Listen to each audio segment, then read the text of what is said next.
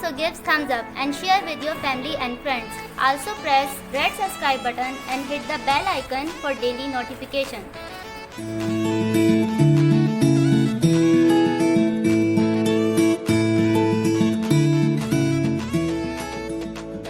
अस्सलाम वालेकुम, welcome back to my channel delicious cooking with Maheen. आज मैं आपके साथ एक बहुत ही स्पेशल रेसिपी शेयर कर रही हूँ जो कि है फ्रेंच फ्राइज़। फ्रेंच फ्राइज़ तो सभी अपने घर पे बना लेते हैं, लेकिन हम जो घर पे फ्रेंच फ्राइज़ बनाते हैं वो वैसे नहीं बनते जो स्ट्रीट में हमें मिलते हैं। तो आज मैं आपके साथ स्ट्रीट स्टाइल फ्रेंच फ्राइज़ की रेसिपी शेयर कर रही हूँ। तो मुश्किल तो नहीं है, लेकिन थोड़ा सा लेंथी प्रोसेस है। तो चलिए देखते हैं हमें किन चीज़ों की ज़रूरत है। तो मज़ेदार से स्ट्रीट स्टाइल फ्रेंच फ्राइज़ बनाने के लिए यहाँ मैंने 4 अदद ले लिए हैं आलू। तो आलू आप जितनी मर्ज़ी चाहे ले सकते हैं जितने आपको फ्रेंच फ्राइज़ बनाने हैं। तो इसको मैंने छील लिया है और छीलने के बाद इसको इस तरह पतले पतले स्लाइसेस में कट कर लेंगे।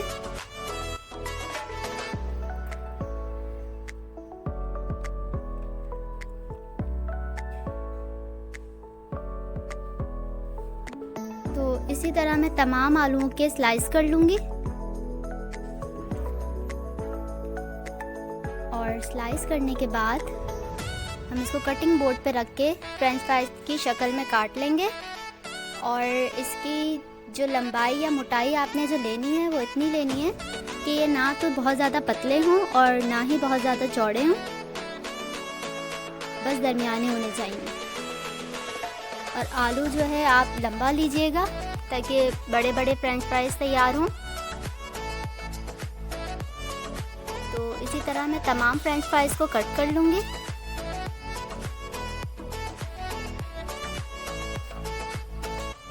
और ये देख लीजिए, ये साइज़ होना चाहिए आलू का और फ्राइज का।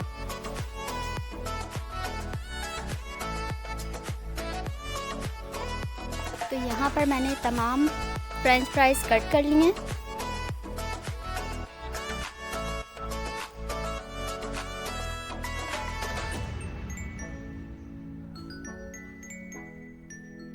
और अब मैं इसको डाल दूँगी एक बाउल में। और इसको आलू के अंदर एक स्टार्च होता है वाइट कलर का, तो अब हमने इसको रिमूव करना है। तो ये रिमूव होगा धोने से। तो इन आलू को मैं 3 से 4 मरतबा अच्छी तरह वॉश कर लूँगी। और ये वॉश करना बहुत ही ज़रूरी है क्योंकि इसके अंदर जो स्टार्च होता है वो ख़त्म हो जाता है वॉश करने से। तो यहाँ पर मैं पहली दफ़ा वॉश कर रही हूँ। उसको अच्छी तरह वॉश करके इसका पानी में ड्रेन कर लूँगी और उसके बाद दोबारा वॉश करूँगी। तो आप ये देख सकते हैं कि देखते ही देखते पानी जो है वो मैला होना शुरू हो गया क्योंकि इसके अंदर जो स्टार्च था वो पानी में शामिल हो गया। तो इसी तरह 2 से 3 मरतबा मैं वॉश कर लूँगी।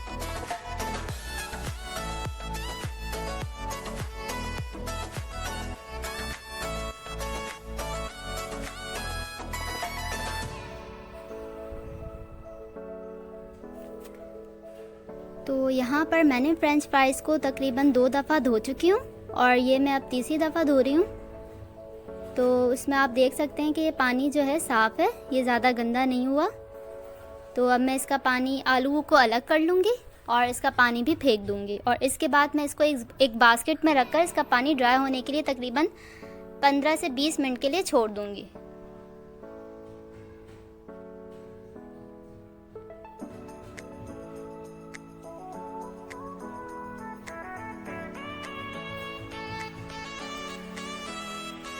तो मैंने अब इसको रख दिया है बास्केट में और इसको बास्केट के अंदर ही तकरीबन 15 से 20 मिनट के लिए छोड़ देंगे ताकि इसका जो पानी है वो थोड़ा सा ड्राई हो जाए। तो यहाँ पर फ्रेंच फ्राइज़ को रखे हुए बास्केट के अंदर तकरीबन 20 मिनट्स हो चुके हैं और ये थोड़े बहुत ड्राई भी हो चुके हैं।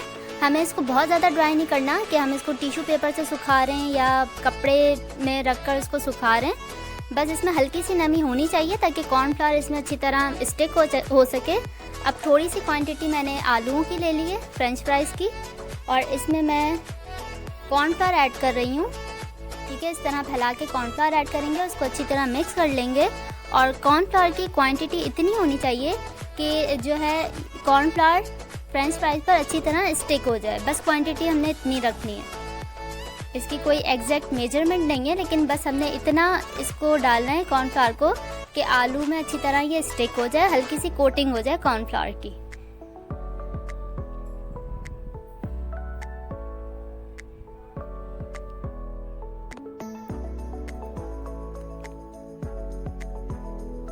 यहाँ पर थोड़ी सी क्वांटिटी ज़्यादा थी तो मैंने थोड़े से फ्राइज़ और ऐड कर दिए हैं और इसको भी मैं इन्हीं फ्राइज़ के साथ अच्छी तरह मिक्स कर लूँगी।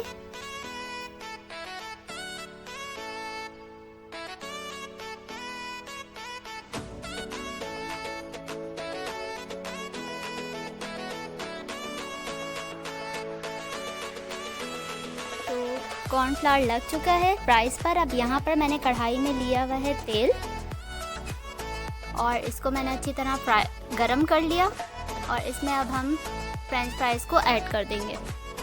तो बहुत ज़्यादा क्वांटिटी ऐड नहीं करनी, हमने बस थोड़े थोड़े करके फ्राई करने हैं और इसको हमने कम्प्लीटली डन नहीं करना। हमने इसको तकरीबन 60 से 70% मैं इसको फ्राई करूँगी कि ये गल तो जाएंगे, लेकिन मैं इसमें कलर नहीं दूँगी। तो यहाँ पर फ्रेंच फ्राइज़ हमारे फ्राई हो रहे हैं, तो उसको हिलाते भी रहेंगे और फ्राई करते रहेंगे।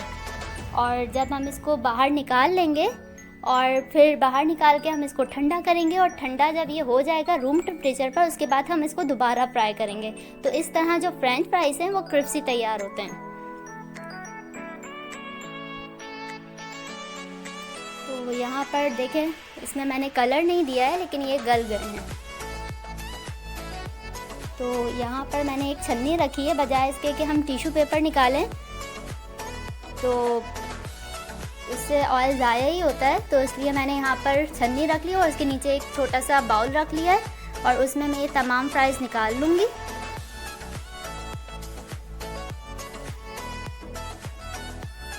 और फ्राइज़ निकालने के बाद मैं थोड़े थोड़े करके इसी तरह फ्रेंच फ्राइज़ तलती रहूँगी, लेकिन हमने इसको फुल डन नहीं करना, उसको तकरीबन 60 से 70% पकाना है कि ऑयल गल तो जाएगा, लेकिन हमने इसको कलर नहीं देना अभी। कलर जब ठंडा हो जाएगा उसके बाद देंगे। तो यहाँ पर मैं दूसरा बैच ऐड कर रही हूँ।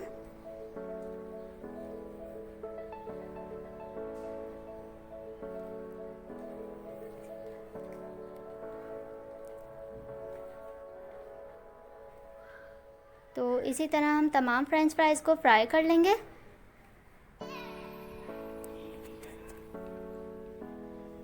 तो तमाम फ्रेंच फ्राइज़ मैंने फ्राई कर लिए थे तकरीबन 60 से 70%, और अब ये पूरे रूम टेम्परेचर पर ठंडे हो चुके हैं, लेकिन अभी आप ये देख सकते हैं कि ये थोड़े सॉफ्ट हो रहे हैं। तो अब हम इसको अगेन फ्राई करेंगे तो ये ऐसे सॉफ्ट नहीं रहेंगे, ये क्रिस्पी बन जाएंगे। तो यहाँ पर मैंने ऑयल को दोबारा से गरम कर लिया है और इसमें थोड़ा थोड़ा करके हम ऐड कर देंगे फ्राइज़, और तेज़ फ्लेम पर बस हमने इसको कलर देना है। फ्लेम बहुत ज़्यादा तेज़ भी नहीं रखनी, बस मीडियम फ्लेम रखेंगे और इसको कलर दे देंगे। लेकिन इस टाइम पर ज़्यादा टाइम नहीं लेंगे ये कलर लेने में, बहुत जल्दी फ्राई हो जाएंगे अब ये। तो तकरीबन 1 से 2 मिनट तक मैं इसको फ्राई कर लूँगी।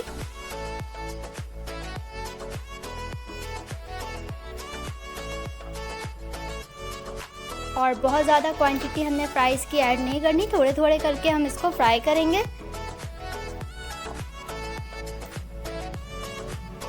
तो यहाँ आप देख सकते हैं कि थोड़ा सा इसमें कलर आ चुका है और अब मैं इसको थोड़ा सा और फ्राई करके निकाल लूँगी।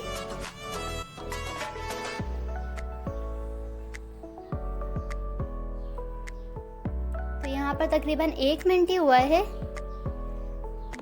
तो इसमें एक अच्छा सा कलर आ चुका। अब मैं इसको बाहर निकाल दूँगी और इसी तरह करके मैं तमाम फ्राइज़ को फ्राई कर लूँगी।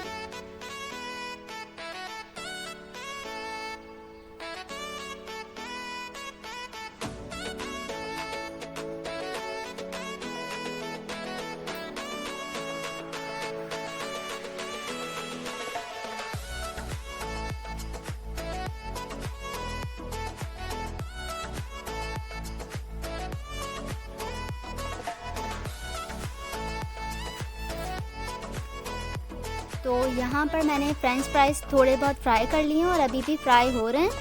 तो इस स्टेज पर आप, ये जो है गरम है अभी, तो इस स्टेज पर आप इसको जो भी फ्लेवर देना चाहें आप दे सकते हैं। तो यहाँ पर मैं तकरीबन 1 चुटकी ऐड कर रही हूँ इसमें नमक, और नमक के साथ ही इसमें थोड़ा सा अपने टेस्ट के अकॉर्डिंग जितना आपको पसंद है आप उतना ऐड कर सकते हैं। मैंने थोड़ा सा चाट मसाला ऐड कर दिया और अब मैं ऐड कर रही हूँ चिकन पाउडर। तो बस मैंने ये तीनों चीज़ें ऐड की थी। आप अपनी मर्ज़ी से आप इसमें काली मिर्च भी ऐड कर सकते हैं, बारबेक्यू मसाला भी ऐड कर सकते हैं, जो मर्ज़ी आप ऐड कर सकते हैं। तो मैं इन तमाम चीज़ों को मिक्स कर लूँगी और इसको एक प्लेट पे निकाल लूँगी। और इस तरह मैं दूसरे फ्राई जब वो फ्राई हो जाएंगे तो उन्हें भी मैं इस तरह मसाला लगा लूँगी। तो बहुत ही मज़ेदार और crispy street style French fries को मैंने कर दिया है डिश आउट। अगर आपको मेरी रेसिपी पसंद आई है तो मेरी वीडियो को लाइक कीजिए और अपने फैमिली फ्रेंड्स के साथ शेयर कीजिए। और अगर अभी तक आपने मेरा चैनल सब्सक्राइब नहीं किया तो लाल सब्सक्राइब का बटन दबाइए और बराबर में बेल आइकन को प्रेस कीजिए ताकि मेरी आने वाली हर नई वीडियो का नोटिफिकेशन सबसे पहले आप तक पहुँचे। मैं फिर आऊँगी एक और अमेजिंग और यूनिक सी रेसिपी लेकर। तब तक के लिए अल्लाह हाफिज़।